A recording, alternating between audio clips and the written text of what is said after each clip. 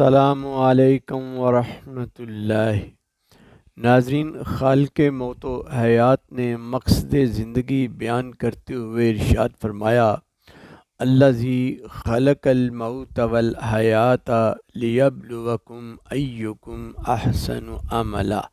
کہ اے انسان، موت اور زندگی کا کھیل صرف اس لیے ہے تاکہ تمہاری آزمائش ہو سکے، یعنی ہمیں زندگی عطا کیے جانے اور ہم پر موت مسلط کیے جانے کی حکمت یہ ہے کہ اللہ تعالیٰ کی اطاعت اور فرما برداری کے معاملے میں ہماری جانچ ہو جائے کہ ہم میں سے کون اللہ تعالیٰ کی اطاعت کرتا ہے اور کیسی اطاعت کرتا ہے، تاکہ آخرت میں اطاعت گزاروں کو انعامات اور نافرمانوں کو سزا پر کسی کو اعتراض نہ ہو۔ اب لا محالہ اس کے لیے انسان کو صرف مجبور محض نہیں بلکہ قدر با اختیار بھی بنا دیا گیا۔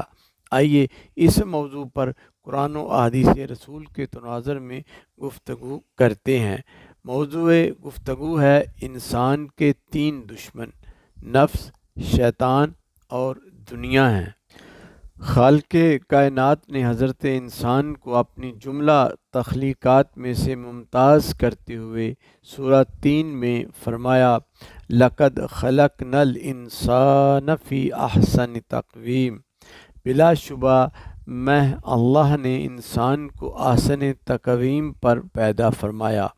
یعنی حضرت انسان کو اپنا شاہکار قرار دیا کہ اسے میں نے اچھی شکل و صورت، علم و فہم، عقل، تمیز جیسی صلاحیتوں سے مزین کیا، مگر پھر ایک حکمت کے تحت اسے ثم رددناہ اسفل سافلین، پستی کی طرف دھکیل دیا، جس کی حکمت یہ تھی کہ آزمائش ہو سکے کہ ان میں سے کون ہے جو احسن تقویم پر فائز رہتا ہے۔ اس ابتلاء و آزمائش میں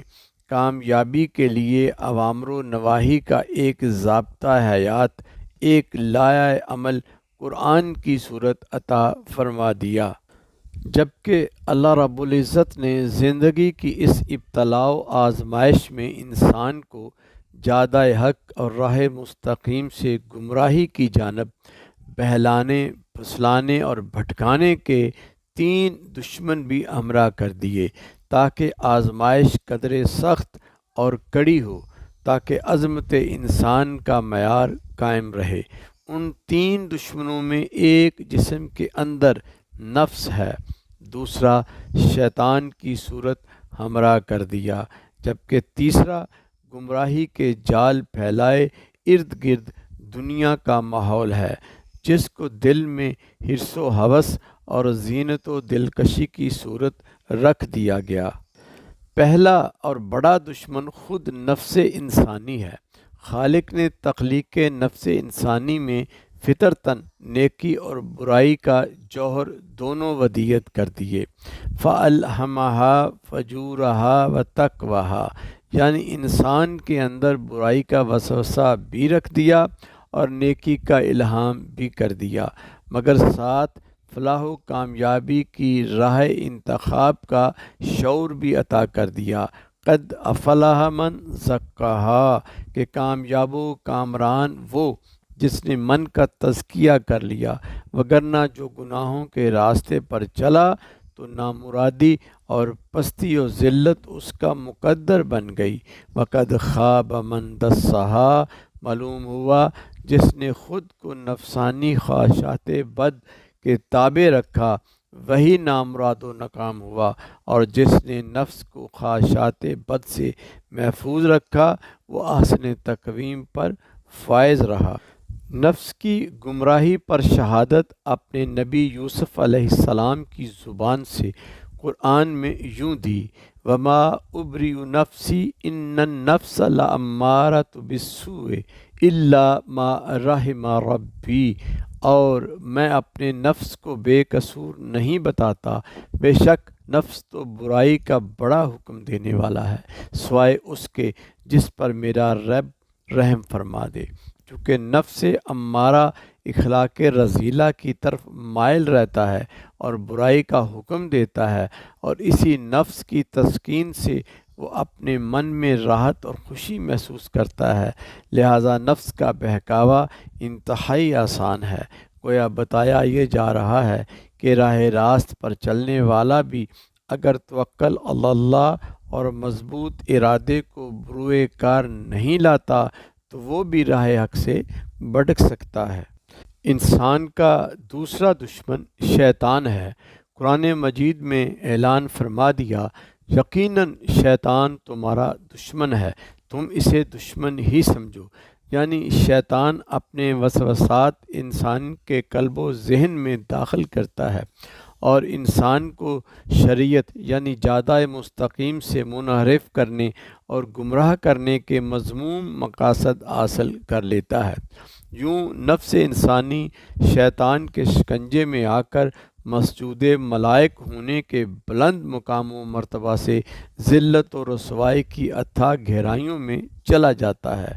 دوسرے لفظوں میں نفس اور شیطان کا کوآرڈینیشن ہے۔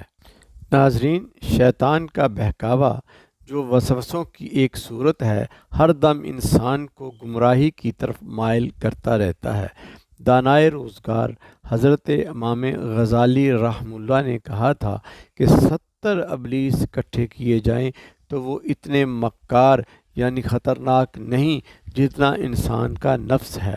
گویا انسان کا شیطان سے بھی بڑا دشمن اس کا اپنا نفس ہے، چونکہ شیطان انسان کو کہیں خواہشات نفسانی کے فطری تقاضوں کا بہلاوا دے کر ایسے امور کی جانب متوجہ کر دیتا ہے جن سے اللہ نے منع فرمایا ہے، اور کبھی زیادہ اجر اور ثواب کا لالچ دے کر اللہ اور اس کے رسول کے احکامات کے منافی خود ساختہ نیکیوں میں لگا دیتا ہے اور ریاکاری اور دکھلاوے جیسے شرکیہ اعمال کو